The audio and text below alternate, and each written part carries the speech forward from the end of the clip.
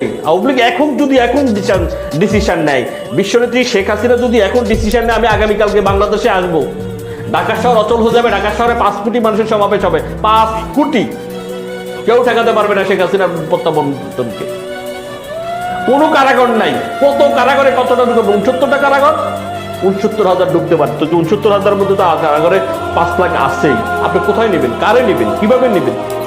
আওয়ামী লীগ মুক্তিযুদ্ধের সপক্ষের একটা রাজনৈতিক দল, আওয়ামী লীগ জনগণের রাজনৈতিক দল, তৃণমূল থেকে গড়ে ওঠা। এটাকে স্টার্ট করলেই কেউ তার কণ্ঠ স্তব্ধ করতে পারে না, পারবে না। যা বলেন আননেসেসারি, যারা বলেন এবং যারা বলেন যে নিষিদ্ধ হয়েছে, কে নিষিদ্ধ করছে? নিষিদ্ধ করার ক্ষমতা কাটছে, নিজে তো অবৈধ,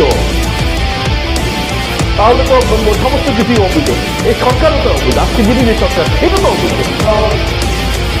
এটা অবৈধ হলো যে কনস্টিটিউশনের যে ব্যাখ্যা, কনস্টিটিউশনের 106 এর যে ব্যাখ্যা দিয়েছিল সেই দিন, যে প্রধান বিচারপতি সহকারে অ্যাপিলেট ডিভিশনের বিচারপতিদের কাছ থেকে রাষ্ট্রপতি নিয়েছেন, মতামত নিয়েছেন, মৃত্যু কোনো মতামত নেওয়া হয়নি। প্রমাণ করুক জাতির সামনে।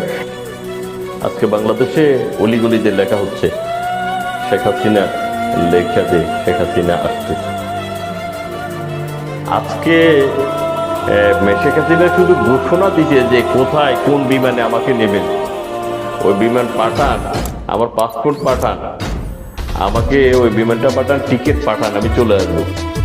এটা জাতির জনক বঙ্গবন্ধুর কন্যার পক্ষে সম্ভব, পৃথিবীতে অন্য কারোর পক্ষে সম্ভব না। যেখানে এদেশে কথিত একটা ক্যাঙ্গারু ট্রাইব্যুনাল তারা একটা জাজমেন্ট দিচ্ছে, ইলিগাল একটা জাজমেন্ট দিচ্ছে, সেই জাজমেন্ট মাথা থাকার পরেও, সেই জাজমেন্ট মাথায় রেখেও সেই এই নেত্রী, 18 কোটি মানুষের নেত্রী, সেই ঘোষণা দিতেছে কোথায় থেকে?